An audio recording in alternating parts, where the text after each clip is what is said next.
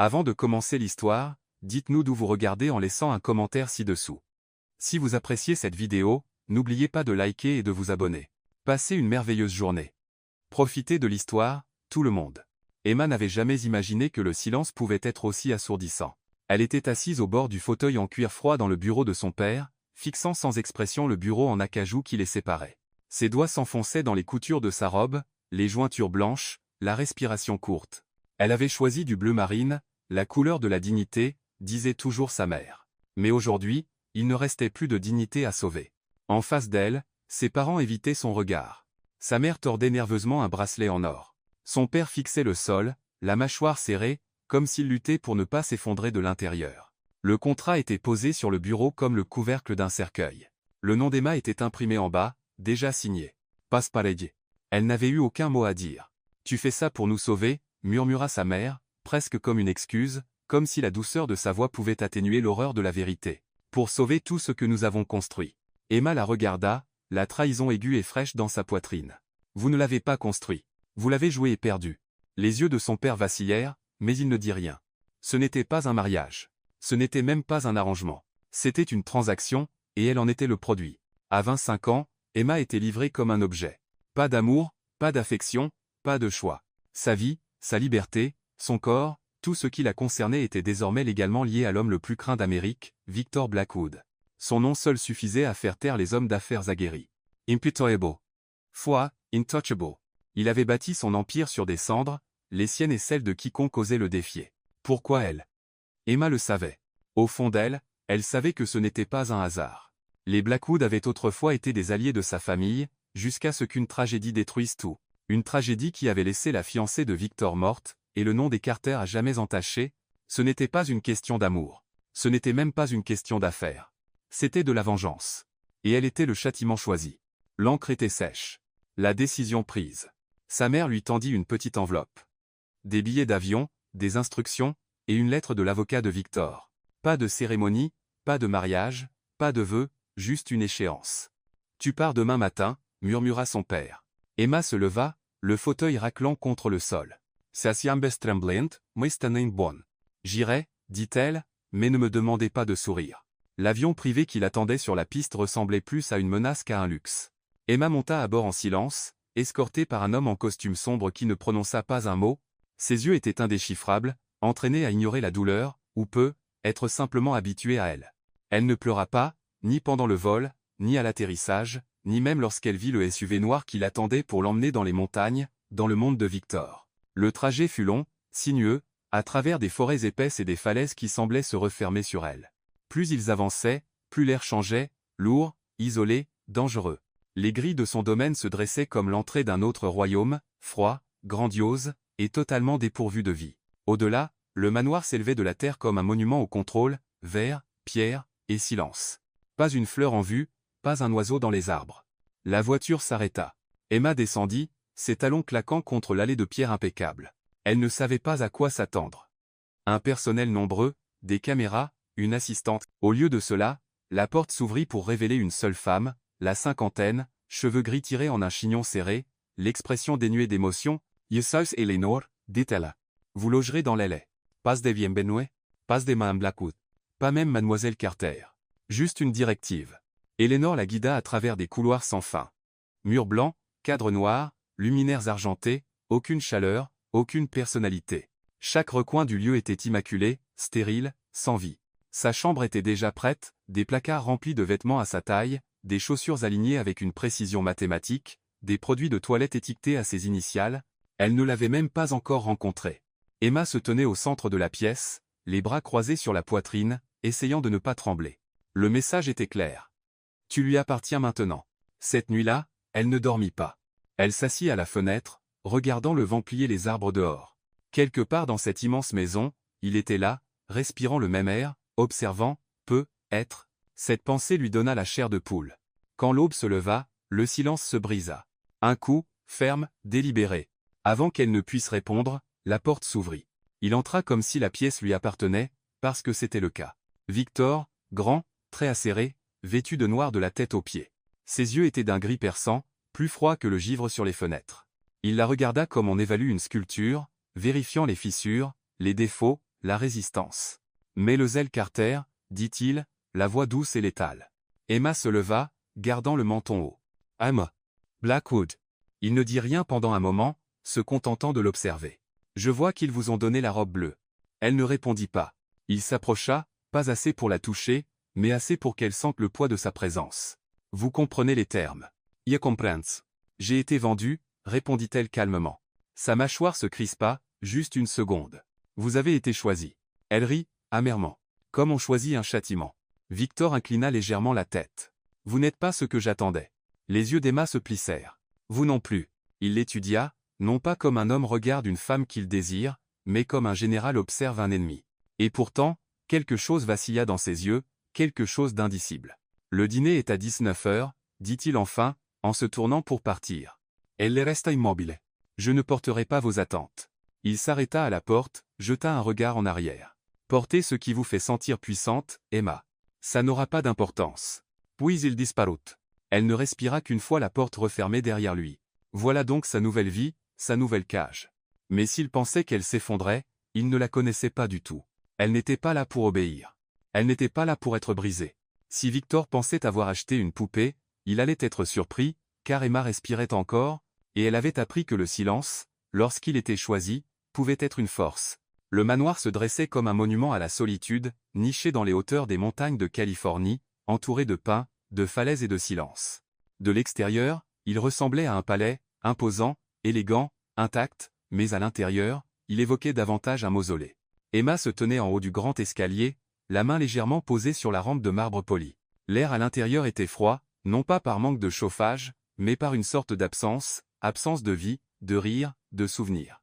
Cela s'infiltrait dans sa peau, dans son souffle, comme si la maison elle-même voulait effacer son existence. Elle descendit lentement, ses talons résonnant dans les couloirs vides. Tout était immaculé. Trop immaculé. Pas un grain de poussière, pas un cadre de travers, pas le moindre signe que quelqu'un vivait réellement ici. Les murs étaient ornés d'œuvres monochromes, des formes abstraites, sans vie, en noir, gris et blanc. Même les meubles semblaient conçus non pour le confort, mais pour l'apparence. Verre, acier, granit, beauté sans chaleur, une prison déguisée en opulence. Elle passa devant un vaste salon où personne ne s'asseyait jamais, une bibliothèque aux livres intouchés, une salle à manger avec 20 chaises mais sans conversation. Le silence n'était pas seulement entendu, il était ressenti, pressant contre sa poitrine comme des mains invisibles. Victor avait construit cette forteresse non pour être admiré, mais pour être seul. Eleanor, la gouvernante, se déplaçait comme une ombre, apparaissant toujours au moment nécessaire, ne parlant jamais plus que nécessaire. Elle guida Emma à travers son emploi du temps sans chaleur ni hostilité, juste par devoir. Le petit déjeuner est servi dans la salle à manger est à 8 heures précises. Le déjeuner est facultatif. Le dîner est attendu, récita-t-elle, comme si elle lisait un manuel. Vous pouvez utiliser la piscine intérieure, la salle de sport, le jardin ou la bibliothèque. L'aile ouest est interdite. Emma Ausson-Surzil. Qu'y a-t-il dans l'aile ouest? Eleanor ne s'y a pas. Des souvenirs. Puis elle s'éloigna. Emma passa sa première journée entière à explorer le domaine, autant pour découvrir son nouvel environnement que pour éviter de perdre la raison. Elle parcourut des couloirs grandioses qui résonnaient uniquement de ses pas. Chaque pièce semblait conçue pour un catalogue, pas pour une vie. Pas de photos de famille, pas d'objets personnels, pas de traces de rire, d'enfants ou d'histoire. Juste de l'espace et du silence. Elle s'arrêta devant une large fenêtre en arc dans la galerie. Dehors, le brouillard des montagnes s'accrochait aux arbres, enveloppant tout de gris. La vue était à couper le souffle, mais distante, comme tout dans cet endroit, même la nature semblait intouchable ici. Son téléphone lui avait été pris à son arrivée. Il n'y avait de toute façon aucun signal aussi haut dans les montagnes, pas d'internet, pas de distraction, juste elle et l'écho de ses propres pensées. C'était presque assez pour la faire hurler. À l'heure du déjeuner, elle s'assit seule dans une salle avec 12 chaises et 3 lustres. Une seule place était dressée pour elle. Couvert en argent, verrerie en cristal, une serviette blanche pliée avec une précision militaire.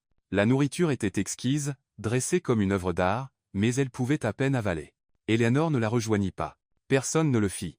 Emma planta sa fourchette dans un morceau d'asperge et fixa le siège vide en face d'elle. Voilà ce que ça fait d'être un objet de luxe, murmura-t-elle pour elle-même, des environs magnifiques, des repas parfaits, et une isolation absolue. Au 3e jour, la solitude s'était transformée en quelque chose de plus aigu, de l'agitation. Elle était un oiseau en cage, les ailes coupées par du papier et un stylo. Chaque pièce qu'elle entrait semblait l'observer, attendant de voir quand elle craquerait enfin, et pourtant, Elle refusait. Emma commença à parcourir la maison avec plus d'assurance, non pas parce qu'elle s'y sentait chez elle, mais parce qu'elle refusait de se sentir petite. Si Victor pensait qu'elle se fondrait discrètement dans le tissu de ses murs, il avait tort. Elle portait ses propres vêtements, pas ceux qu'il avait fournis. Elle réarrangeait les vases, déplaçait les livres, ouvrait les fenêtres, de petits actes de rébellion dans un royaume de contrôle. Ce soir-là, juste avant le dîner, elle entra dans la salle de musique. Un grand piano trônait au centre, brillant et intact, sans poussière comme tout le reste. Elle s'assit sur le banc, passa ses doigts sur les touches, mais n'appuya pas. Le silence de la pièce la suppliait de ne pas le perturber. Et pourtant, elle joua une mélodie simple, rien d'extraordinaire, juste des notes qu'elle se souvenait de son enfance, douces, hésitantes, comme si elle chuchotait à la maison. Le son résonna sur le marbre. Pendant un instant, on aurait dit que le manoir exhalait, mais une voix coupa l'air depuis l'entrée. Je ne vous imaginais pas pianiste. Elle se tourna brusquement. Victor était là, vêtu de noir encore, comme si la couleur était devenue une partie de sa peau. Il s'appuya contre le chambranle, bras croisés, regard indéchiffrable. Emma soutint son regard. Je n'essayais pas de vous impressionner. Il avança, lent et délibéré. Tant mieux. Ça n'aurait pas marché. Elle se leva, repoussant le banc avec un raclement. Alors pourquoi êtes-vous ici? Je pensais que vous préfériez hanter les couloirs de loin. Ses lèvres se courbèrent légèrement, d'amusement ou d'agacement, elle ne pouvait le dire. C'est toujours ma maison. Non, corrigea-t-elle, le dépassant avec un calme délibéré. C'est votre prison. Son sourire disparut. Mais il ne l'arrêta pas lorsqu'elle quitta la pièce. Le dîner ce soir-là fut une performance. Eleanor les servit tous les deux dans la salle à manger plus petite, une longue table en acajou éclairée par la lueur vacillante des bougies. Emma portait du noir, pas en signe de deuil, mais comme une armure. Ses yeux croisèrent ceux de Victor de l'autre côté de la table, comme un joueur d'échecs lisant son adversaire. Ils mangèrent en silence pendant un moment. Puis il parla. Enfin. Vous n'êtes pas ce que j'attendais. Elle sirota son vin. Parce que je ne me prosterne pas, ou parce que je suis toujours là? Parce que vous vous battez, dit-il. La plupart des gens ne le font pas. Être que la plupart des gens n'ont pas été vendus comme des meubles, répondit-elle. Il n'est-il la passe. Vous aviez le choix. La mâchoire d'Emma se serra. Vous appelez ça un choix? Ma famille menacée de ruine, de prison, de déshonneur public. Et vous, offrant le salut enveloppé dans une chaîne. J'ai offert la survie. Non, dit-elle, la voix calme et féroce. Vous avez offert la soumission. J'ai choisi la dignité. Le silence qui suivit était lourd, épais de choses qu'aucun d'eux ne pouvait dire à voix haute. Quand le repas se termina, il se leva le premier. Vous pouvez changer les tableaux dans votre chambre si vous voulez, dit-il, presque comme une réflexion après coup. Elle le regarda, surprise. Pourquoi? Ses yeux croisèrent les siens un bref instant, trop bref. Parce que je veux voir ce que vous choisissez. Puis il la laissa là, dans la lueur froide des bougies, dans le manoir qui observait tout, mais ne ressentait rien. Plus tard cette nuit-là, Emma se tenait devant l'un des tableaux de sa chambre, une chose froide, abstraite, juste des coups de pinceau gris et blanc qui semblaient être du givre emprisonné dans du verre. Elle le décrocha. Le mur derrière était vide. Mais pour la première fois, il ressemblait à une toile vierge. Cela se passa un jeudi après-midi. L'air était immobile, le ciel couvert d'un épais voile de brouillard montagnard, jetant une lumière étrange à travers les hautes fenêtres de la chambre d'Emma. Elle venait de sortir de la douche, une serviette enroulée autour de ses cheveux, lorsque la porte s'ouvrit sans un coup. Victor entra comme une tempête, grand, composé, enveloppé de noir comme toujours, comme si le deuil était devenu sa seconde peau. Son visage était indéchiffrable, pas de colère, pas de salutation, pas de chaleur, juste une présence, dense, dominante, inéluctable. Emma se raidit, son cœur bondissant dans sa gorge. Vous avez entendu parler de frapper? Lança-t-elle instinctivement, serrant plus fort son peignoir autour d'elle. Il n'est-il la passe? C'est ma maison. Non, rétorqua-t-elle, la voix tendue. Chest ma chambre. Le regard de Victor balaya son corps une fois, pas de manière lubrique, mais avec une sorte de détachement clinique qui la fit se sentir encore plus exposée. Elle détestait la façon dont sa peau picotait sous son examen. En partie une violation, en partie quelque chose d'autre qu'elle n'était pas prête à nommer. J'avais besoin de vous voir, dit-il. Emma plissa les yeux. Alors attendait dans le couloir comme un homme civilisé. Pendant une seconde, quelque chose vacilla dans son expression, agacement, amusement. Cela disparut trop vite pour être lu. Au lieu de cela, il avança davantage dans la pièce, comme pour tester jusqu'où il pouvait aller avant qu'elle ne craque. Elle ne recula pas. Il regarda autour de la pièce, remarquant le tableau manquant au mur. Vous l'avez enlevé. Je n'aimais pas ce qu'il me faisait ressentir, répondit-elle. Et c'était quoi? Je l'ai, piégé, observé. Il inclina légèrement la tête, comme s'il l'étudiait à nouveau. Approprié. Pour cette maison ou pour moi? Pour ce qui vous a amené ici? La respiration d'Emma se bloqua, mais elle ne le laissa pas voir la blessure derrière ses yeux. C'est donc ainsi que vous faites? Me rappeler à chaque mot que je ne suis pas une invitée, pas une épouse, juste votre vengeance. La mâchoire de Victor se crispa, mais sa voix resta égale. Vous n'étiez pas censée être mon épouse. Elle le savait déjà. Pourtant, l'entendre dire à voix haute était comme une gifle. Alors, que suis-je, Victor? Il ne répondit pas. Au lieu de cela, ses yeux se fixèrent sur les siens, gris et impénétrables. Dîner. Ce soir. Ne soyez pas en retard. Il se tourna pour partir. Mais Emma n'avait pas fini. Attendes. Il s'arrêta à la porte. Elle avança, bras croisés, peignoir bien noué. Soyons clairs sur une chose.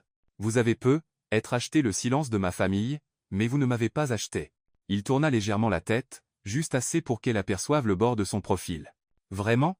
Puis il disparut, laissant la porte grande ouverte derrière lui. Cette rencontre la hanta pour le reste de la journée, pas parce qu'il l'avait vue à moitié habillée, pas parce qu'il était entré comme s'il possédait chaque souffle qu'elle prenait, mais parce qu'il y avait eu quelque chose dans ses yeux, un éclair d'émotion, de quelque chose de brisé, juste un instant, et cela l'effrayait de vouloir le comprendre. À 19 heures précises, elle entra dans la salle à manger.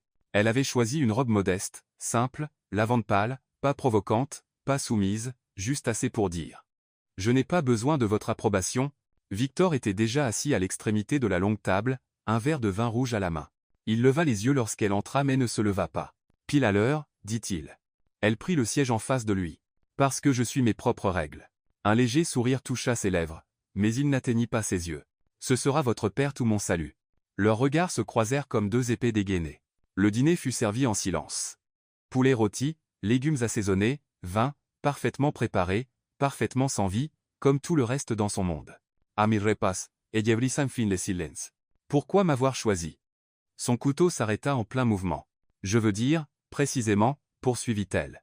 Il y avait des centaines de façons d'humilier ma famille, procès, scandale, même la prison. Mais vous avez choisi ceci. Vous m'avez choisi. Victor posa sa fourchette. Son expression était indéchiffrable, mais sa voix était basse, tendue. Parce que vous étiez épargné par leur corruption. M.A.C. Figea. Les mots semblaient trop acérés, trop intimes. Et cela faisait de moi quoi? Le châtiment parfait? Vous étiez la seule à ne pas le mériter, dit-il platement. Et ça faisait encore plus mal. Elle le fixa, l'estomac noué. Vous m'avez puni parce que ça vous faisait mal. Il ne répondit pas. Le silence entre eux n'était plus vide. Il pulsait de chaleur, de confusion et de quelque chose de dangereusement proche de la vulnérabilité. Elle repoussa son assiette. Vous êtes un lâche. Il cligna lentement des yeux. Pardon? Vous vous cachez derrière le chagrin en l'appelant justice. Vous pensez que le contrôle vous protégera, mais tout ce qu'il a fait, c'est vous rendre cruel. Son expression s'assombrit. Attention, Emma. Pourquoi? Vous allez encore me prendre ma liberté? M'enfermer dans une autre pièce? Me rappeler que je vous appartiens? Elle se leva maintenant, la voix montant. Eh bien, me voici dans votre manoir, dans votre piège, toujours pas brisé, toujours pas à supplier. Il se leva lentement, les yeux fixés sur les siens. L'espace entre eux crépitait comme un fil sous tension. Ils se tenaient face à face, aucun ne reculant, et pour la première fois, quelque chose changea, pas de la haine, pas de la colère, mais quelque chose d'emmêlé et brut, comme s'ils avaient tous deux retenu leur souffle depuis le jour de son arrivée. Et maintenant, si proches, ils pouvaient enfin ressentir la douleur de l'autre. Le cœur d'Emma battait à tout rompre dans sa poitrine. Elle ne bougea pas, ne parla pas. Lui non plus. Mais le silence n'était plus vide. Il était vivant. Cette nuit-là, le sommeil refusa de venir. Emma resta allongée dans son lit, fixant le plafond. L'image du visage de Victor brûlait dans ses pensées. Sa voix résonnait dans son esprit, vous étiez la seule à ne pas le mériter. Et ça faisait encore plus mal. Était-ce du regret? De la culpabilité? Ou quelque chose d'autre en Tarly? Et pourquoi, malgré tout ce qu'il lui avait fait, sentait-elle qu'elle n'était pas la seule prisonnière dans cette maison? Les questions tournaient autour d'elle comme de la fumée, et juste avant que le sommeil ne l'emporte enfin, une pensée persista. Que se passe-t-il quand l'homme qui possède votre corps commence à perdre le contrôle de son propre cœur? Les jours commencèrent à se fondre. Matin après matin, Emma se réveillait dans son lit parfaitement fait au son de rien d'autre que le bruissement du vent à travers les pins dehors. Le manoir, aussi grandiose soit-il, semblait devenir plus silencieux à chaque heure, comme une créature vivante retenant son souffle. Elle s'y déplaçait avec une grâce maîtrisée, portant désormais le silence comme une seconde peau. Elle parlait peu, écoutait beaucoup, et observait tout. La maison avait des rythmes, des motifs, et aucun n'était aléatoire. Le petit déjeuner était toujours servi à 8 heures précises dans la salle à manger et, la même disposition, la même tasse en porcelaine, le même bouquet d'orchidées blanches intactes au centre de la table, Victor ne la rejoignait jamais. Le déjeuner était facultatif, et la plupart des jours, Emma le sautait. À la place, elle se promenait dans les jardins. Elle avait trouvé un vieux banc en pierre sous un cèdre pleureur et l'avait revendiqué comme le sien. C'était le seul endroit du domaine qui semblait vaguement humain. Parfois, elle y restait assise pendant des heures, traçant les nervures des feuilles tombées avec ses doigts, s'ancrant dans la seule réalité qui n'était pas scénarisée, mais le dîner était différent. Le dîner était attendu. La salle à manger utilisée pour les repas du soir était plus petite que les autres, plus intime, bien qu'elle résonnât encore comme une cathédrale. Emma arrivait chaque soir habillée non pas pour lui, mais pour elle-même, une nuit en vert émeraude, la suivante en crème douce, une fois en bleu marine tranchant, juste pour lui rappeler le jour où elle avait été livrée. Victor était toujours là avant elle, toujours assis, toujours immobile. Il parlait rarement, pas plus de quelques mots. Il hochait la tête. Elle s'asseyait. Éléonore servait. Et le reste était silence. Mais il n'était jamais vide, car le silence entre eux devenait plus lourd, épais de ce qui restait non dit. Un soir, alors qu'Emma remuait sa soupe sans manger, elle brisa le calme. « Vous mangez toujours avec vos prisonniers » Victor ne leva pas les yeux. « Vous n'êtes pas une prisonnière. »« Non. »« Alors, que suis-je » Il posa sa cuillère doucement, puis s'adossa à sa chaise, doigts entrelacés. Un arrangement. Emma sourit, mais il n'y avait aucune joie dans ce sourire. « Vous voulez dire une performance ?»« Peut être, admit-il. » Elle inclina la tête. « Pour qui ?»« Il n'y a que nous ici. » Les yeux de Victor rencontrèrent les siens. C'est précisément pourquoi la performance compte. Leur regard se verrouilla un instant de trop, l'air entre eux se tendant comme un fil tiré à l'extrême. Puis il retourna à son assiette sans un mot de plus. Les jours passèrent, et le silence évolua. Ce n'était plus le silence des étrangers. C'était le silence de deux personnes se tournant autour dans l'obscurité, attendant de voir qui allumerait la première allumette. Emma commença à remarquer de petits changements. Une nuit, il demanda si elle préférait du thé ou du café le matin. Elle dit « café ».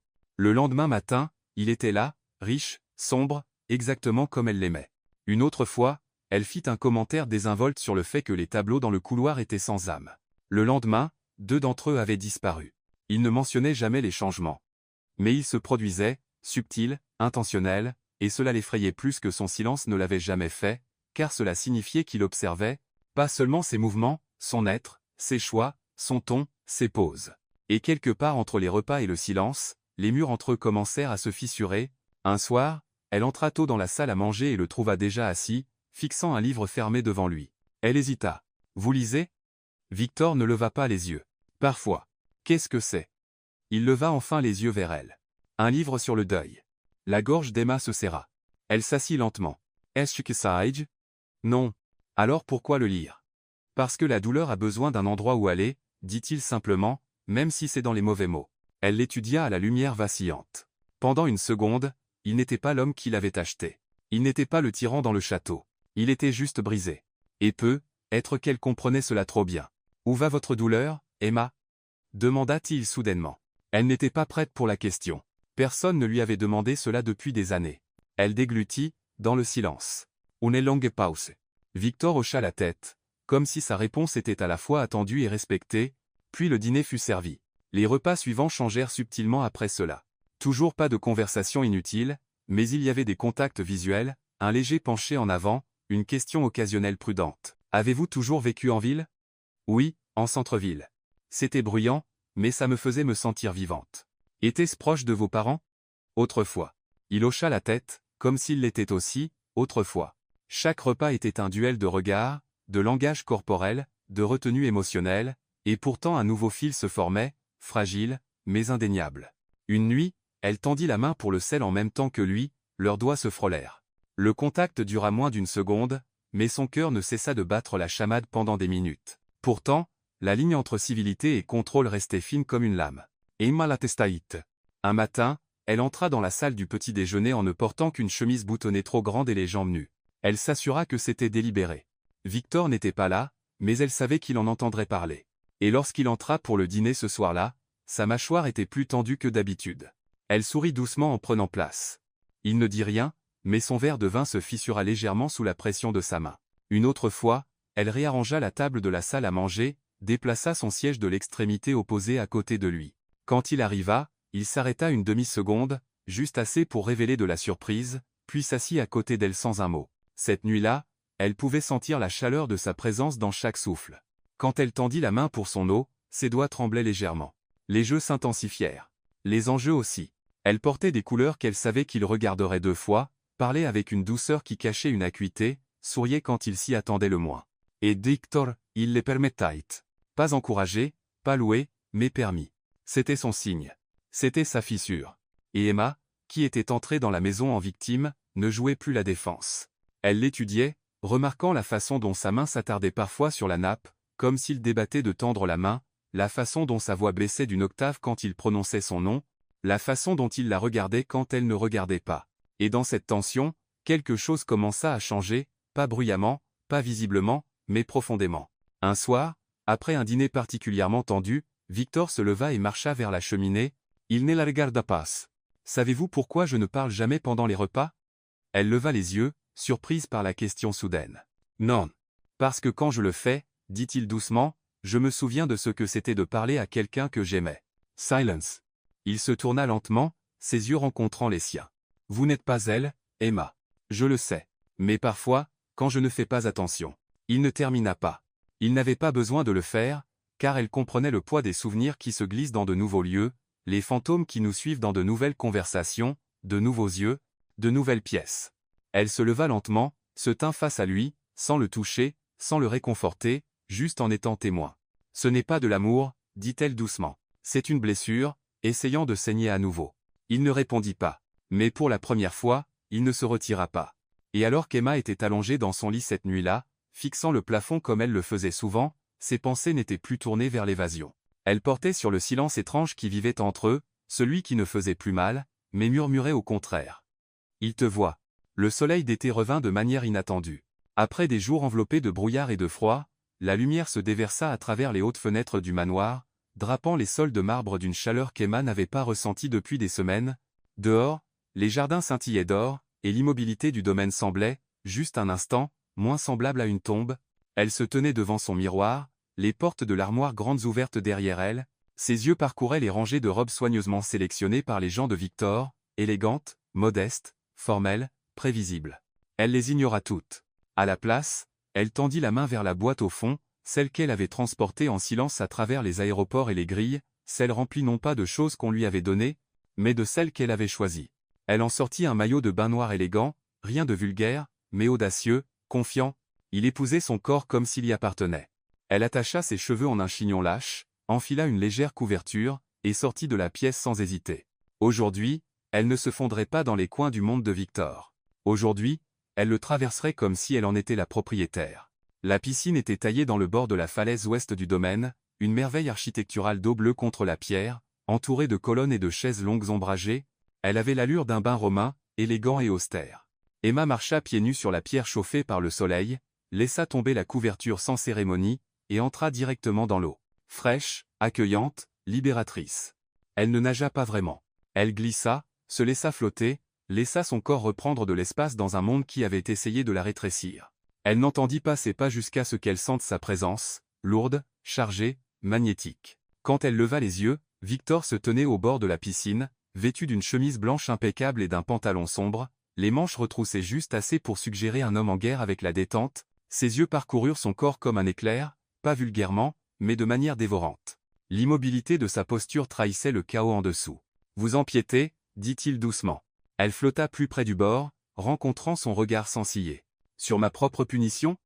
Il avança, ses chaussures près du bord de l'eau. « Vous pensez que c'est un jeu ?»« Non, » répondit-elle. « Mais vous, oui.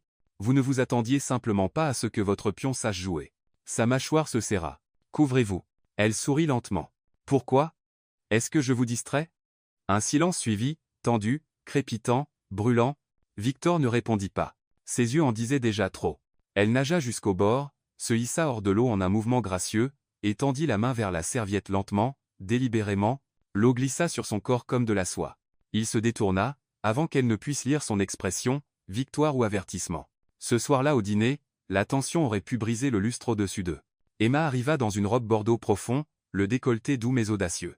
Ses cheveux tombaient en vagues. Son parfum, délicat comme de la rose et du feu, l'atteignit avant même qu'elle ne s'asseye. Le regard de Victor était acéré, prudent. Il ne dit rien pendant les premiers plats. Puis elle parla, la voix douce. Vous vouliez une épouse que vous pourriez punir. Vous n'avez jamais dit qu'elle devait être silencieuse. Je n'ai pas demandé de commentaires, répondit-il. Elle inclina la tête. Alors pourquoi continuez-vous à répondre? Il posa sa fourchette soigneusement. Parce que je n'ai pas encore décidé si j'admire votre défi ou si je le ressens comme une offense. Ella se penchanaant. Peut être les deux. Leurs regards s'entrechoquèrent à nouveau, guerre et reddition, désir et aversion. Elle pouvait le sentir maintenant, l'attraction tacite entre eux, pas seulement le pouvoir, mais la conscience. La façon dont ses yeux se posaient sur ses lèvres quand elle parlait. La façon dont sa voix baissait toujours quand elle le défiait. La façon dont elle pouvait sentir la chaleur de son regard même quand elle lui tournait le dos. Et lui, il ressentait sa présence comme une flamme qu'il ne pouvait ni toucher ni éteindre. Le lendemain, elle trouva un piano dans l'aile ouest. Elle n'était pas censée être là, mais les portes sont faites pour être ouvertes, tout comme les blessures. Elle s'assit, laissa ses doigts trouver une mélodie sans nom, lente, douloureuse, riche de désir. Elle ne l'entendit pas entrer. Elle n'en avait pas besoin. Elle le sentit. Sa voix vint de derrière elle, douce. C'était sa pièce préférée. Emma arrêta de jouer, les mains figées sur les touches. Clara? Il ne répondit pas, avançant lentement jusqu'à se tenir à côté d'elle. Ses yeux s'attardèrent sur les touches. Elle jouait, pas bien, mais avec passion. Emma se tourna vers lui, l'air épais de souvenirs. C'est pourquoi c'est interdit? Parce que cette pièce se souvient encore d'elle? Elle est partout dans cette maison, dit-il. Mais cette pièce est là où elle était le plus vivante. Emma observa son visage, vit la douleur derrière le contrôle, l'homme derrière le mythe. Vous ne pouvez pas punir le passé en emprisonnant le présent, dit-elle doucement. Ses yeux se posèrent sur les siens. Je ne vous punis pas. Non, murmura-t-elle. Vous vous punissez vous-même? Irrecula. Vous ne devriez pas être ici. Mais je le suis. Et que voulez-vous, Emma? Elle se leva maintenant, à quelques centimètres de lui. Je veux que vous admettiez que vous avez perdu le contrôle le jour de mon arrivée, que vous avez créé cette prison non pas pour moi, mais pour vous protéger de ce que vous ressentez quand j'entre dans une pièce. Les mots restèrent suspendus entre eux, acérés et dévastateurs. Il la fixa, immobile. Puis, lentement, il se tourna et s'éloigna sans un mot. Cette nuit-là, elle ne dormit pas. Elle s'assit à sa fenêtre, regardant les étoiles pulser au-dessus des arbres noirs. Elle avait franchi une ligne. Elle pouvait le sentir, pas dans la colère, mais dans quelque chose de bien plus dangereux, l'émotion. Victor ne se contentait pas de se défaire. Il commençait à ressentir. Et la question qui résonnait plus fort que tout silence était, que se passe-t-il quand l'homme qui a acheté votre corps commence à craindre le pouvoir de votre âme? La pluie arriva soudainement. Un instant, le ciel californien était clair et silencieux. L'instant d'après, le tonnerre grondait à travers les montagnes comme un grognement, et de grosses gouttes s'écrasaient contre les fenêtres du manoir, brouillant le monde extérieur. Emma se tenait dans le couloir, fixant la tempête. Quelque chose dans sa poitrine faisait écho au ciel, tendu, volatile, prêt à éclater, et les right. Le silence dans la maison semblait différent, maintenant, pas vide, mais chargé. Depuis le moment dans la salle du piano, Victor était absent, pas physiquement, il apparaissait encore au repas, marchait encore dans les couloirs, mais émotionnellement, il se retirait, et elle le ressentait. Il cachait quelque chose de plus profond que le pouvoir, quelque chose de plus sombre que le chagrin, et ce quelque chose avait à voir avec elle. Ce soir-là, alors que la tempête faisait rage, elle entendit la voix. Pas celle de Victor, pas celle d'Eleanor, mais la sienne. À travers une fente dans une porte qu'elle n'avait jamais vue ouverte auparavant, son bureau, on l'avait averti de rester à l'écart de cette partie de la maison. Mais ce soir, la porte était entr'ouverte, et Victor était à l'intérieur, parlant dans un téléphone, voix basse, tendue, ignorant qu'elle était là. Emma s'approcha, retenant son souffle. Son nom est Emma Carter, dit-il. On n'est pas osé. Je me fiche de ce que dit la presse. Elle n'est pas une victime. Elle est la conséquence. Le cœur d'Emma cogna contre ses côtes. Une autre pause. Alors, l'employé de son père a causé l'accident. Clara est morte à cause d'eux. Je leur ai donné un choix. Et maintenant, je vis avec le mien. Emma recula, comme si les mots avaient brûlé sa peau. Les pièces du puzzle s'assemblèrent d'un coup, acérées, cruelles, inévitables. Ce n'était pas une question d'affaires, de sauver sa famille, ou même de pouvoir. C'était à propos de Clara, la fiancée qu'il avait perdue, l'amour enfoui sous le chagrin et la rage. Emma n'était pas juste un symbole. Elle était une rétribution. Elle n'attendit pas qu'il finisse l'appel. Elle fit irruption dans le bureau, la voix tremblante. Alors, c'est ce que je suis. La tête de Victor se redressa brusquement, les yeux écarquillés de surprise. Emma, ne fais pas ça. Elle l'éclaqua, tremblante. Ne dis pas mon nom comme si j'avais de l'importance. Il se leva lentement, comme s'il essayait de contrôler les filochages. Mais il était trop tard. Vous m'avez acheté pour les punir, dit-elle. Mais je ne suis pas eux. Je n'ai tué personne. Je n'ai jamais dit que vous l'aviez fait, répondit-il. Mais vous saviez, dit-elle, la voix brisée. Vous saviez que j'étais innocente, et vous m'avez choisi quand même. Pourquoi? Sa mâchoire se crispa. Parce que l'innocence rend le châtiment plus pur. Elle tressaillit, comme frappée. Vous êtes un monstre, murmura-t-elle. Non, dit-il doucement. Je suis un homme qui a tout perdu. Ça ne vous donne pas le droit de détruire quelqu'un d'autre, dit-elle, surtout quelqu'un qui n'avait rien à voir avec ça. Victor avance à l'enchiment. Vous étiez la seule chose qu'ils aimaient encore, leur fille brillante, leur image. Je voulais qu'ils souffrent, et je savais qu'ils souffriraient en vous perdant. Emma le fixa, secouant la tête. Vous ne vouliez pas une épouse. Vous vouliez une arme. Il ne le nia pas. Et c'était la pire partie. Elle quitta la pièce en silence, la tempête la suivant comme une ombre. Ses pas étaient rapides, son souffle irrégulier. Elle avait besoin d'air, d'espace, d'un moyen d'échapper à la vérité maintenant logée dans ses côtes comme du verre brisé. Elle courut à travers les couloirs, passa devant la galerie, la salle du piano, vers le jardin. La pluie s'abattit sur elle lorsqu'elle sortit pieds nus, sa robe collant à sa peau. Le tonnerre claqua au-dessus, mais elle ne tressaillit pas. Elle se tenait là, le visage levé vers le ciel, et laissa l'eau la laver, comme si elle pouvait la purifier de ce qu'il avait fait, de ce qu'il avait fait d'elle. Elle n'était plus la fille arrivée il y a des semaines. Elle était quelqu'un d'autre maintenant, quelqu'un qui avait regardé l'amour dans les yeux et vu la lame derrière. Elle ne rentra pas cette nuit-là, ni dans sa chambre, ni à la table du dîner, ni dans le silence qu'ils avaient appris à partager. À la place, elle s'assit dans le pavillon de pierre à l'extrémité du domaine, trempée et tremblante, jusqu'à ce que la tempête passe et que les étoiles émergent comme des témoins hésitants. Quand elle rentra enfin à l'intérieur, la maison était immobile, mais sa porte était ouverte, et il était là.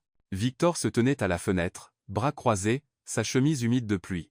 Il ne se tourna pas lorsqu'elle entra. « Je t'ai cherché, dit-il. » Elle ne dit rien. « Tu as raison, poursuivit-il. Tout ce que tu as dit dans le bureau, tu as raison. » Elle ferma la porte derrière elle. Victor se tourna alors, son visage plus fatigué qu'elle ne l'avait jamais vu. « Je pensais pouvoir vivre avec ça, dit-il, avec t'utiliser, avec enfouir ce que je ressentais chaque fois que tu entrais dans une pièce, mais je ne peux pas. Tu as utilisé mon corps pour enfouir ton chagrin, dit-elle froidement. Non, dit-il, j'ai utilisé ta présence pour punir leur absence. Et je le regrette plus que tout ce que j'ai jamais regretté dans ma vie. Emma le regarda, sa voix un murmure maintenant. Et maintenant? Il s'approcha prudemment. Maintenant, je te laisse décider. Pour une fois. Il hocha la tête. Pour toujours. Elle voulait le haïr, crier, fuir, lui faire ressentir ce qu'elle avait ressenti, trahi, rejeté, utilisé. Mais la vérité était plus compliquée, car même à travers les mensonges, la manipulation, la douleur, il y avait eu des moments de vérité, une main frôlant la sienne trop longtemps, un souffle retenu dans le silence, un regard qui durait trop pour être vide. Victor l'avait blessé, mais il avait aussi commencé à changer. Et cela, plus que tout, l'effrayait, car le changement signifiait l'espoir, et l'espoir signifiait le risque, et elle n'était pas sûre d'avoir la force de perdre à nouveau. Elle le regarda une dernière fois. Ses yeux n'étaient plus acérés, ils étaient bruts. « J'ai besoin d'être seule, dit-elle. Il hocha la tête. Puis il la laissa là, comprenant enfin que la seule façon de la retenir était de la laisser partir. L'air des montagnes était frais ce matin-là, chargé de l'odeur des pins et du frisson de quelque chose d'inachevé. Le manoir dormait encore, enveloppé de silence. Mais Emma était déjà habillée, bottes lacées étroitement, un sac en toile sur l'épaule. Elle se déplaçait comme un fantôme dans les couloirs, invisible, inaudible. Elle avait étudié le domaine en silence pendant des semaines, appris ses rythmes, les chemins du personnel, le timing des grilles. Elle connaissait le sentier qui disparaissait derrière les jardins nord, celui caché sous l'arc de lierre envahi. Il était raide, sinueux, long, mais il menait en bas des falaises, loin des caméras, et finalement à une route de service. C'était son plan, pas de disparaître pour toujours, juste de respirer, de se choisir, ne serait-ce qu'une fois. Elle atteignit le bord du sentier avant de l'entendre. « Emma !» Son corps se figea, son cœur battant dans sa poitrine. Elle se tourna lentement.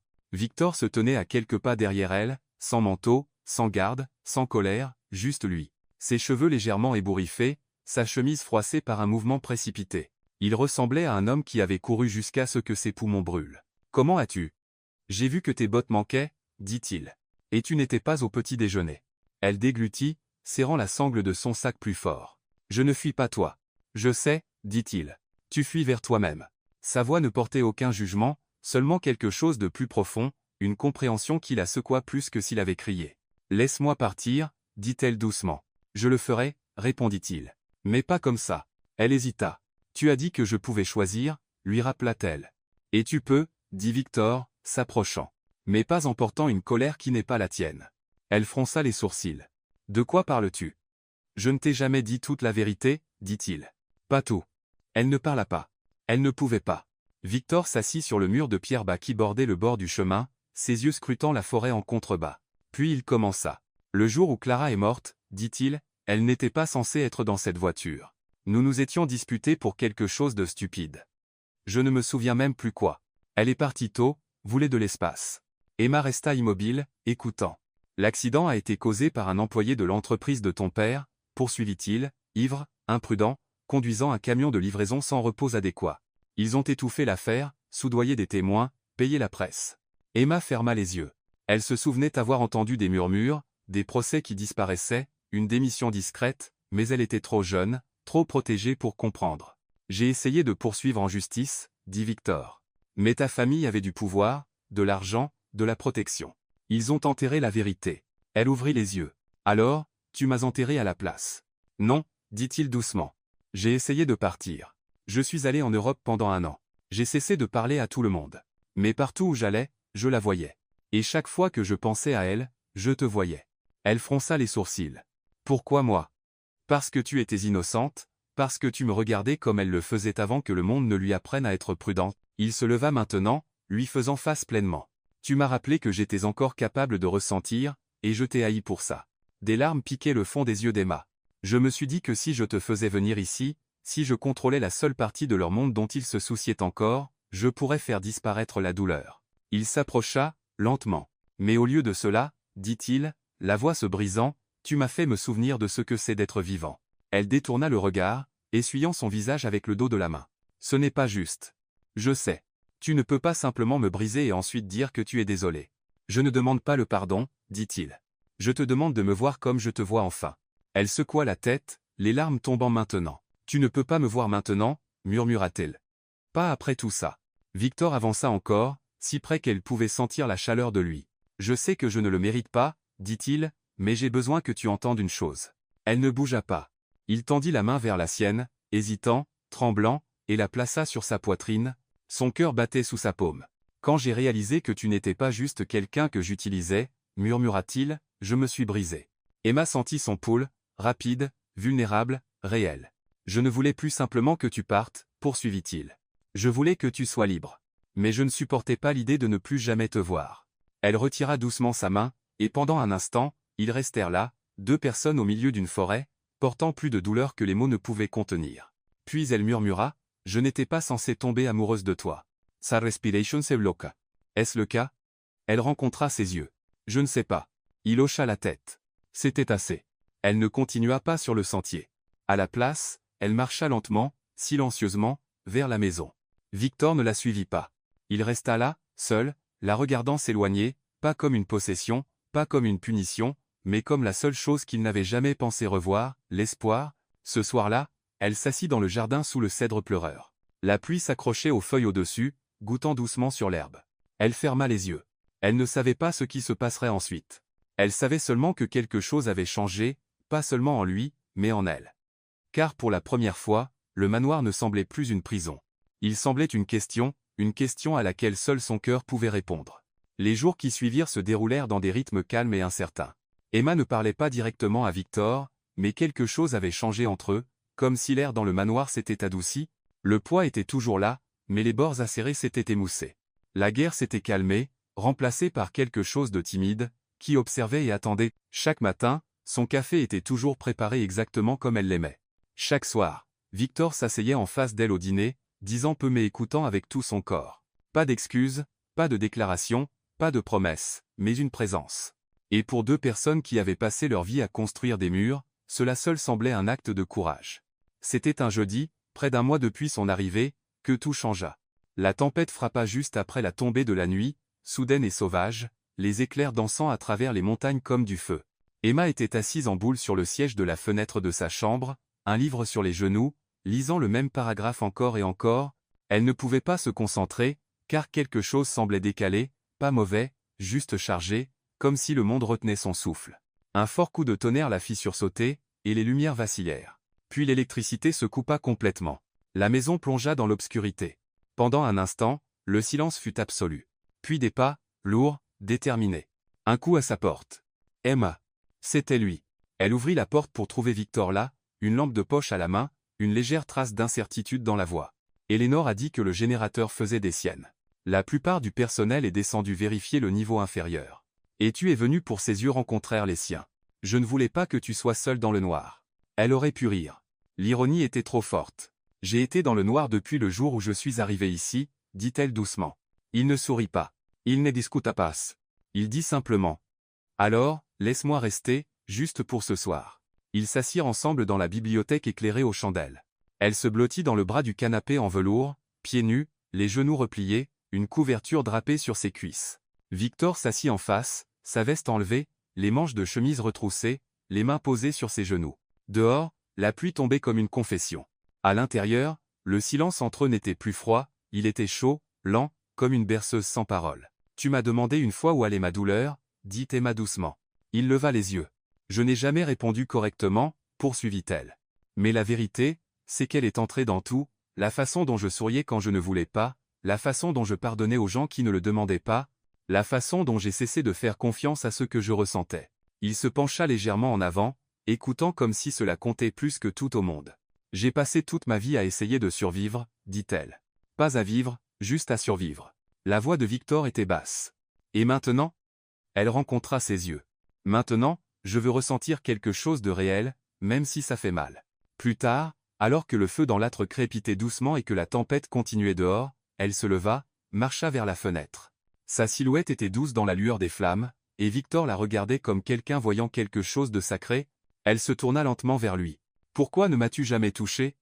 Sa respiration se bloqua. « Tu en avais tous les droits, » ajouta-t-elle, sans amertume, mais avec curiosité. « Par le contrat, je veux dire, par le pouvoir que tu t'es construit. » Victor se leva, s'approchant, mais gardant une distance prudente. « Parce que je ne voulais pas ton corps, dit-il. Je voulais ton esprit, et maintenant que je le vois, je ne veux pas le briser. Son cœur se serre. Tu l'as déjà fait, murmura-t-elle. Il ferma les yeux brièvement. Alors, laisse-moi le reconstruire. Ils restèrent silencieux, leur souffle se mêlant dans l'espace entre eux. Et puis elle avança. Pas par obligation, mais par choix. Elle tendit la main, ses doigts effleurant le côté de son visage. Il ne bougea pas, ne tressaillit pas. Il la regarda simplement comme si elle était le début de quelque chose qu'il ne pensait pas mériter. Leurs lèvres se rencontrèrent doucement, timidement, incertaines. Puis à nouveau, plus profondément cette fois. Ce n'était pas de la passion, pas encore. C'était une reddition. Plus tard, il la porta dans sa chambre, pas comme une possession, mais comme quelque chose de fragile. Ils ne se précipitèrent pas. Ils ne chassèrent pas la douleur par la faim. Ils ôtèrent la peur avec douceur, touché par touché, souffle par souffle. Ce n'était pas parfait, mais c'était honnête. Et quand ils s'enlacèrent ensuite, emmêlés dans les draps et le silence, Emma posa sa tête contre sa poitrine et murmura, « Que se passe-t-il maintenant ?» Victor ne répondit pas tout de suite, puis, doucement, il dit, « Maintenant, nous commençons. » Mais la vie, comme l'amour, ne change pas sans tester ce qui est réel. Le lendemain matin, alors que le soleil se déversait par les fenêtres, Emma se tenait sur le balcon de sa chambre, pieds nus et rayonnante. Elle regardait le domaine, les arbres, les pierres et les ombres qui l'avaient autrefois emprisonnée. Maintenant, il restait simplement immobile, en attente. À l'intérieur, Victor préparait du café. Quand il lui tendit la tasse, elle remarqua la légère tremblote de sa main, et pour la première fois, elle le vit, l'homme qui avait autrefois été si sûr de lui, maintenant effrayé par la chose même qu'il désirait, la connexion, l'espoir, elle. Emma se pencha contre lui, pressa un baiser sur sa poitrine. Il l'enlaça plus fort que jamais auparavant. Et dans cette immobilité, il murmura, « Ne disparais pas. » Elle leva les yeux. « Je ne vais nulle part. » Mais aucun d'eux ne prononça les mots qu'il craignait le plus. Et si l'amour ne suffisait pas à effacer ce que nous avons fait pour en arriver là? Le matin se parait d'or, mais Victor était déjà retourné dans l'ombre. Emma se réveilla seule. Le côté du lit où il avait dormi était froid. Pas de mots, pas de messages, pas de traces de sa présence sauf le souvenir de la façon dont il l'avait tenue, comme si elle était à la fois son encre et sa perte. Elle resta assise au bord du lit pendant longtemps, fixant le sol. Quelque chose en elle avait changé la nuit précédente, pas seulement son corps, pas seulement sa confiance, son cœur, et maintenant il était parti. Les heures passèrent. Il ne vint pas au petit déjeuner, ne parcourut pas les couloirs, ne la retrouva pas pour leur dîner silencieux habituel. Quand elle le trouva enfin, il était dans le bureau, debout près des hautes fenêtres, parlant brusquement dans son téléphone. « Non, dit-il, la voix coupante. Dites au conseil que l'accord ne sera pas retardé. Je m'envolerai pour New York la semaine prochaine. On est pausé. Je me fiche de ce qu'il pense. Ce n'est pas personnel. » Il mit fin à l'appel sans la remarquer. Ou peu, être l'avait-il vu et faisait semblant de ne pas le faire. Emma s'appuya contre le chambranle, bras croisés. « Alors, tu pars ?» Il se tourna lentement, le visage composé, les yeux froids à nouveau. « Oui, dit-il. Juste pour quelques jours, à faire.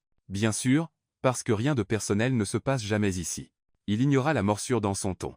« Tu seras en sécurité ici. Eleanor sait tout ce dont tu as besoin. » Emma entra dans la pièce, le cœur battant. « C'est ta façon de gérer ce qui s'est passé ?» Ce qui s'est passé, dit-il platement, était un moment. « Un moment ?»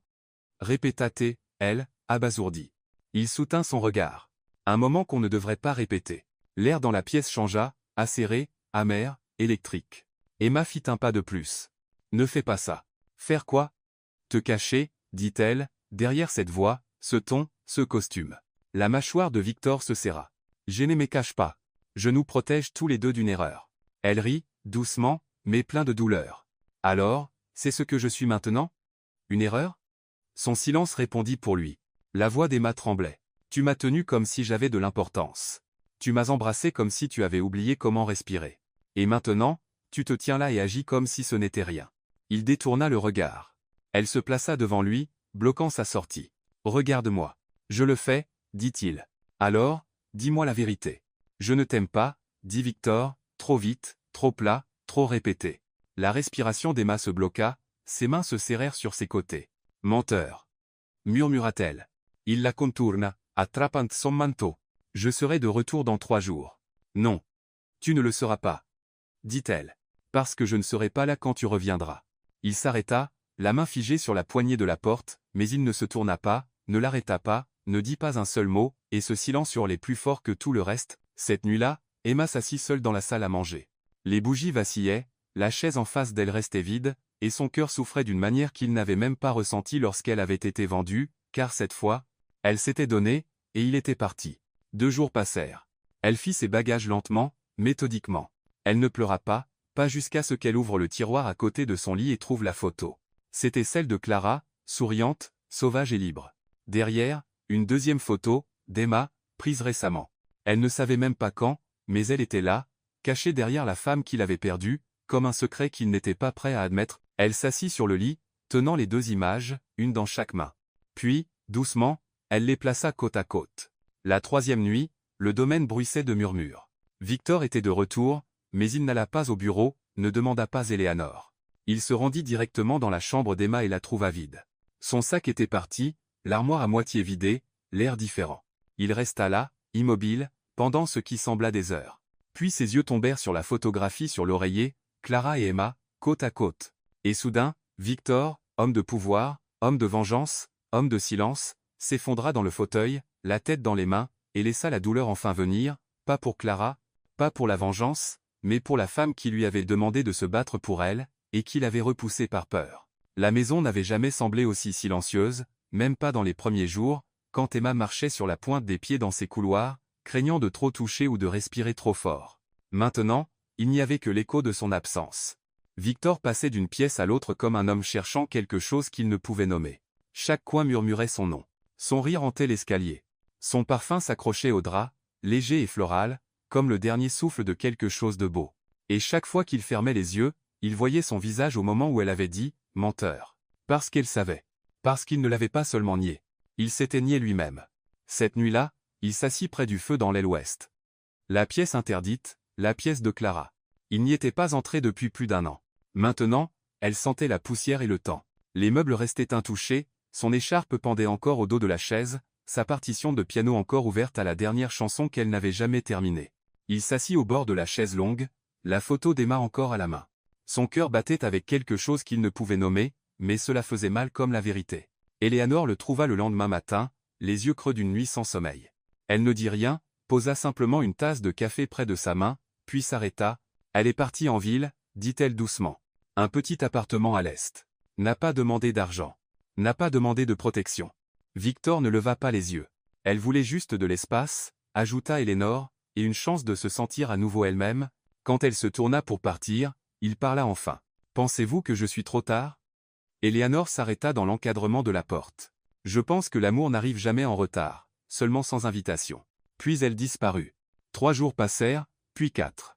Chaque matin, il prenait le téléphone. Chaque nuit, il le reposait. Que pouvait-il dire? Que pouvait-il offrir qui ne sonne pas comme de la manipulation, de la culpabilité ou de la peur déguisée en rédemption?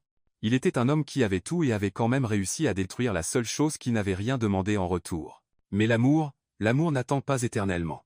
Et parfois, la seule façon de le reconquérir est de tout risquer.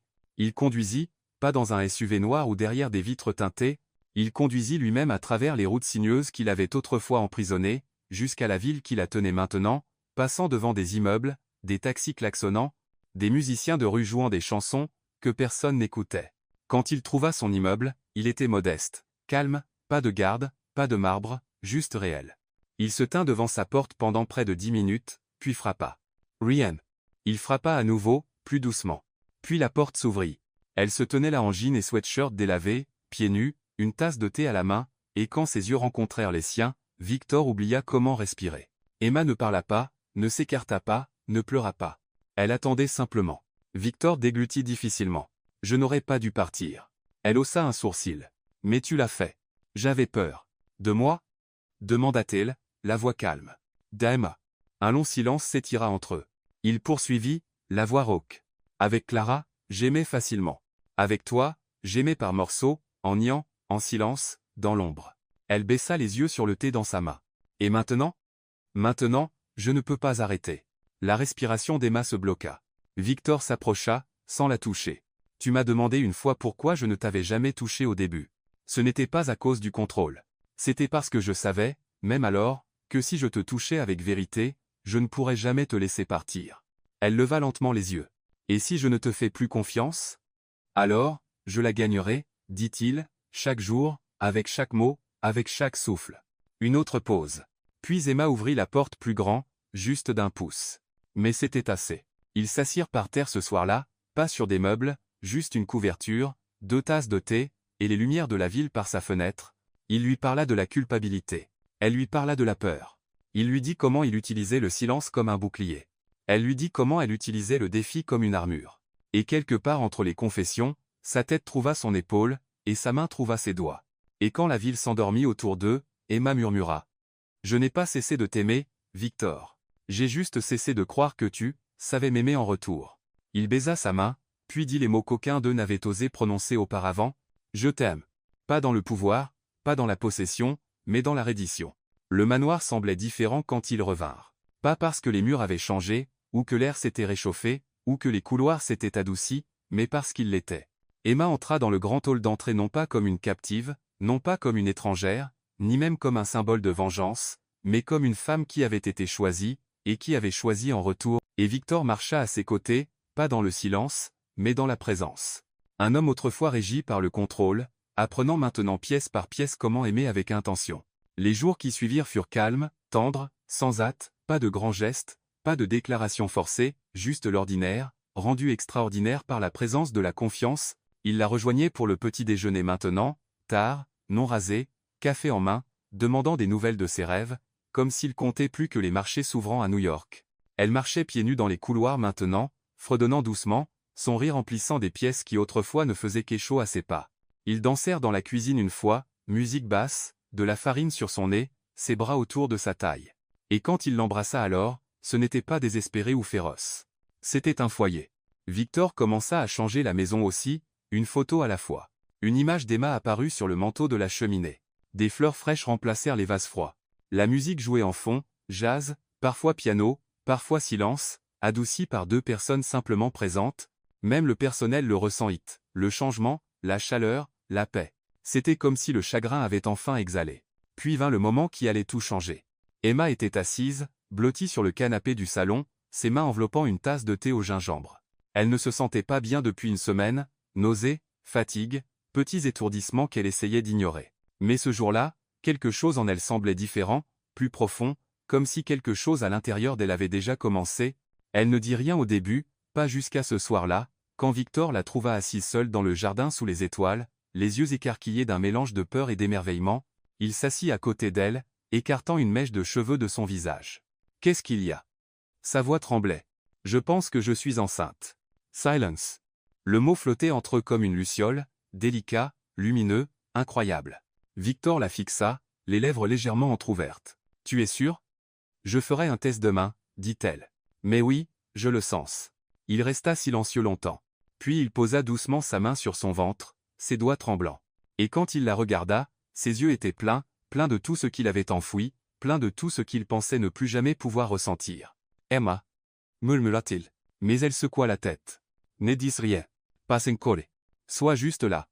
Juste là. » Alors il resta, la serrant dans ses bras, serrant l'avenir. Le lendemain matin, le test confirma ce qu'il savait déjà.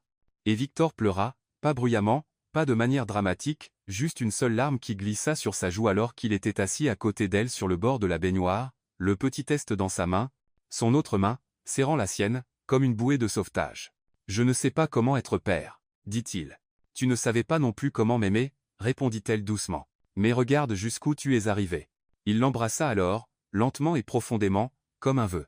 Au cours des semaines suivantes, la transformation devint visible, non seulement dans le corps changeant d'Emma, mais dans l'âme changeante de Victor. Il prenait maintenant ses appels dans le jardin, marchant près de son banc pour pouvoir la garder en vue. Il lisait des livres sur la paternité le soir, surlignant des passages qu'il ne comprenait pas toujours, mais qu'il voulait comprendre. Il remplaça le vin dans la cave par le jus qu'elle aimait, installa un piano dans le salon, neuf, au son chaud, destiné aux berceuses. Il peignit même une chambre à la main, une chambre d'enfant, des murs jaune pâle, des bordures blanches, un siège près de la fenêtre face au lever du soleil. « Je ne sais pas ce que je fais », confessa-t-il une nuit, debout au milieu de la pièce, pinceau à la main. Emma l'enlaça par derrière. « C'est comme ça que je sais que tu le fais bien. » Pour la première fois, le manoir n'était pas seulement rempli de lumière, il était rempli de vie, les rires résonnaient dans les couloirs. Emma chantait pour son ventre le matin. Victor lui parlait la nuit, murmurant des secrets, des promesses et des peurs. « Je vais t'aimer comme il faut, » dit-il une fois, la tête reposant sur ses genoux. « Mieux que je n'ai su m'aimer moi-même. » Emma passa ses doigts dans ses cheveux. « Tu le fais, déjà. » Une nuit, alors qu'ils étaient allongés dans le lit, le bébé donna un coup pour la première fois. La main de Victor était sur son ventre, ses yeux s'illuminèrent, et il éclata en larmes à nouveau, plus librement cette fois. « Pourquoi pleures-tu » murmura-t-elle. « Parce que, dit-il, la voix brisée, tu m'as donné tout ce que je ne savais pas comment demander. » L'homme qui régnait autrefois depuis l'ombre, l'homme qui l'avait acheté comme une arme, l'homme qui avait perdu l'amour et pensait avoir enterré son cœur avec lui, était enfin devenu autre chose.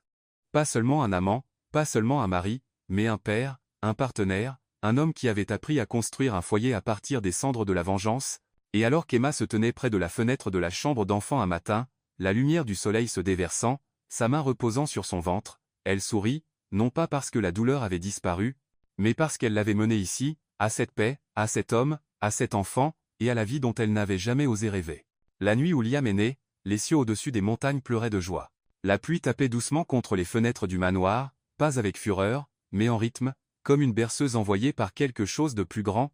Le monde s'était immobilisé, comme si la nature elle-même retenait son souffle, attendant l'arrivée d'une nouvelle vie. Emma serra la main de Victor plus fort qu'elle ne l'avait jamais fait, son corps tremblant de douleur, de force et de quelque chose de sacré.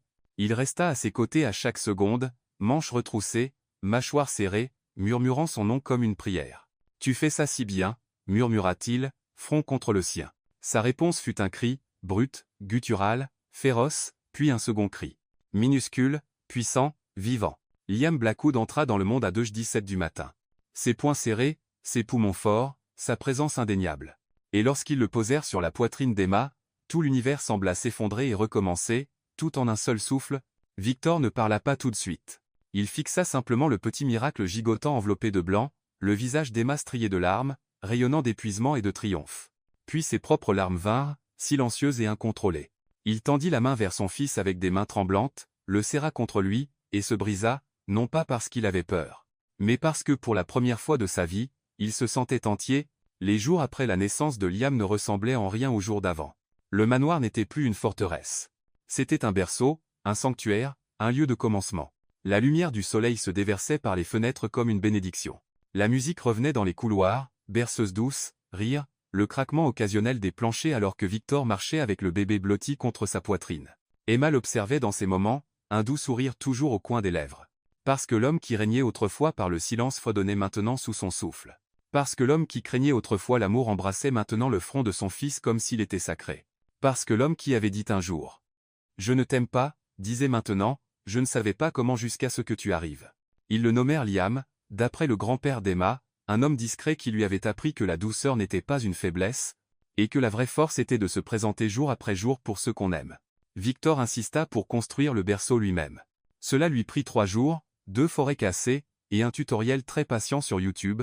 Quand ce fut terminé, Emma se tint à ses côtés, souriant alors qu'il couchait Liam pour sa première sieste.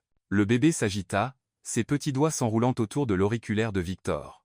Et à cet instant, l'homme qui avait autrefois cherché la vengeance se sentit rédempté. Un après-midi, alors que le printemps commençait à fleurir, Emma trouva Victor dans le jardin. Il était assis sur le banc sous le cèdre pleureur. Le même banc où elle avait autrefois pleuré sous la pluie, incertaine de retrouver un jour la liberté. Maintenant, elle marcha lentement vers lui, Liam endormi dans ses bras, son souffle doux contre sa peau. Victor leva les yeux remplis de quelque chose qui ne pouvait être décrit que comme de l'émerveillement. Elle s'assit à côté de lui, plaça le bébé dans ses bras, et posa sa tête sur son épaule. Le jardin autour d'eux bourdonnait de vie, fleurs s'ouvrant, abeilles fredonnant, le monde tournant doucement en avant. Il embrassa ses cheveux et murmura « Tu m'as donné un fils. Emma Sorit, tu m'as donné une vie ». Plus tard cette semaine-là, ils parcoururent la galerie ensemble. Victor avait remplacé les tableaux abstraits froids par de la chaleur, une photo encadrée du premier bâillement de Liam, un cliché spontané d'Emma tournoyant pieds nus dans la cuisine, un croquis, au fusain qu'il avait commandé du moment où elle avait tenu leur fils pour la première fois. À la fin du couloir, un nouveau cadre, une inscription en dessous, ce qui a commencé comme une vengeance est devenu une rédemption. La nuit du premier mois de Liam, ils s'assirent dehors sous les étoiles, enveloppés dans une couverture, le bébé endormi dans les bras d'Emma. Victor la regarda.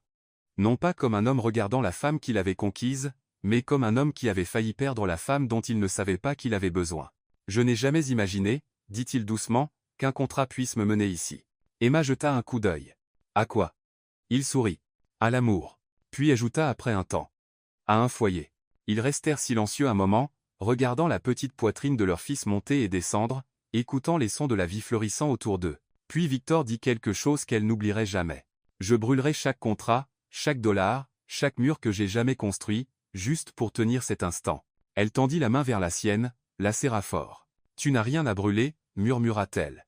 Tu nous as déjà choisis. » Et sur ce, Emma posa sa tête sur son épaule, Liam endormi entre eux, et les étoiles au-dessus d'eux comme des témoins silencieux, non pas d'une fin, mais d'un commencement, une histoire qui a commencé dans le silence, l'obscurité et la douleur, et s'est terminée dans la lumière, dans l'amour, dans la plénitude. Parfois, l'amour n'arrive pas doucement. Il surgit comme une tempête, déguisé en colère, enfoui sous la douleur, emmêlé dans le silence. Emma n'était pas censée être aimée, pas par lui, pas dans cette maison, pas dans ces conditions.